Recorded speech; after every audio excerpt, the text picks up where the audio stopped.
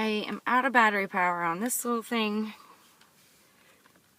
but I forgot another way I can do it is use this little Acer. I think I've said before, it doesn't have a hard drive or a DVD player, but I use it for word processing and chart like a backup battery. It's actually very handy. So I can continue on with my Babel Fest. So doing the different parts of my day, I think it's day in the life of is because there's so many things I didn't think about that would be so challenging. And, people who say, get a job, it's not so easy. And I want to show you that if I can't do it with my background from this position, it's even more challenging for other people that don't have that kind of head start or platform. And especially I have a van still. It's a totally different world 4 inches from where I'm sitting outside, living out there. And that's what I realized. Like, I first thought my story was like the most tragic thing. And then after both telling it and hearing other people's stories, I have really am able to be so grateful and able to see how it's like. That's what I meant in a song. It's Care Bears, and it's according to who looking at it. Care Bears, bunny rabbits, those with the heavier baggage. It's everything's relative. Everything is relative. Especially when I talk to some people, it seems like the world was given to them on a silver platter. It's like, how can you relate with what you don't know, and how do you know what you don't know? So, anyways. The point of showing you what it is really like might help you to have more compassion, especially since it's election year, and one of the biggest debates is about welfare and how the government spends money to help people, right? And some people don't want to do that, and that is such a small percentage of where our money, our tax dollars go, that shouldn't even be arguable. And that is the part that gets me.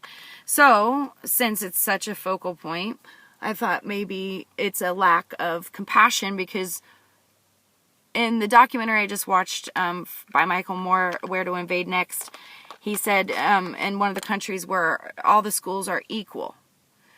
And I think it's in Finland where they have the smartest students. They go to school less time, yet they have the smartest students, and they don't have, like, it's not based on the money for funding for schools isn't based on the dollars in the district of that school. Because obviously richer people would have more money to spend, and then poorer neighborhoods, and we all live like that. Poor people live with the poor people, rich people live with the rich people, and then so the rich people's kids go to school with the rich people's kids, the poor people's school. And he said, when you all go to school together and you're equal like that, then it's harder to screw your friend over when you know them. And that's what's missing in America. It's like this fence that divides us. And yeah, so I'm trying to, without you having to also be homeless and live it and go through it to learn it the hard way, trying to give you a window into what it is really like. So perhaps you'll judge less, perhaps you'll understand cause and effect of how this happens, and how, it's takes two to tango. It's all interconnected. There's no one people group or person doing it wrong. We're all feeding the problem. And I'm trying to say, okay, let's be aware of what the problem really is to its full scope, and not pigeonhole it on lies like is currently going on in the media. And then so we can be aware, and then I'm going to present the solution, what I feel would be a huge help, and a Band-Aid, a bypass surgery, a platform, an opportunity to connect the dots, to reteam, to build competitive products and services to compete in the market, or just buy and sell, trade, pro bono, exchange with one another in this network.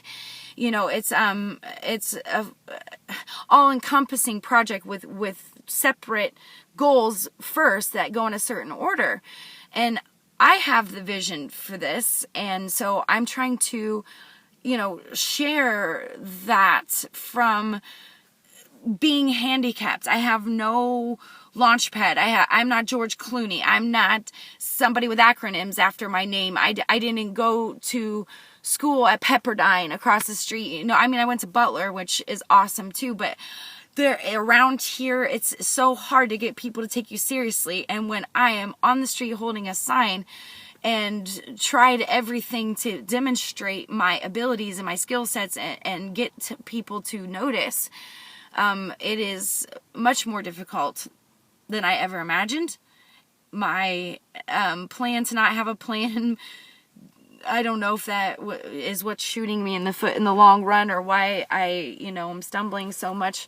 But I'm just saying that I'm not going to give up. I think the difference between those who succeed and those who don't are just the ones who don't give up. And so I'm experimenting with different ways to try and build an audience and build a platform. And how can I do that when I'm limited so much on the resources and the tools and the money that I have to do so. So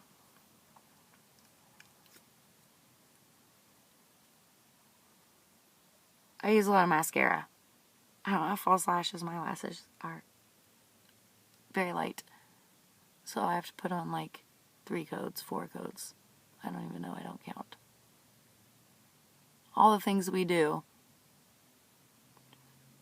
to fool people, to trick them into noticing us. And Amy Schumer calls it war paint. And I just think that's funny for so many reasons. Not so many reasons, but just funny. Good, bad, ugly, just plain disgusting. And tricks. It's always about lighting, angles. The sun's not out today, so I can't give you the drastic change that happens from when I put makeup on. I can't do my hair anymore, but I can put it back in a ponytail or try to tame it, put a hat on. A lot of things to try and look less gross, even though that's exactly what I am.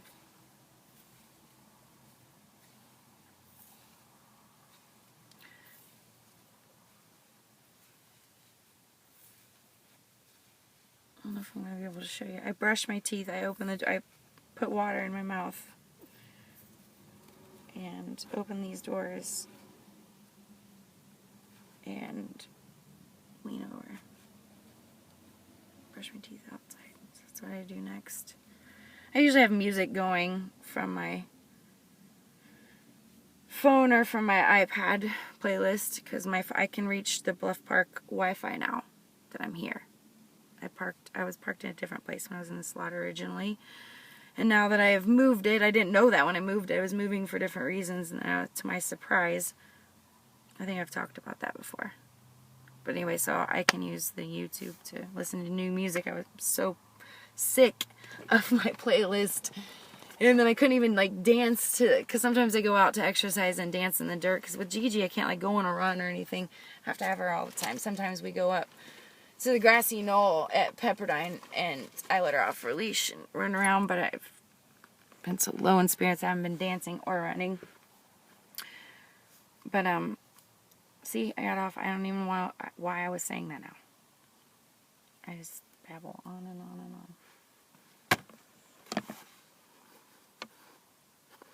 on. I babble endlessly because I can think endlessly. So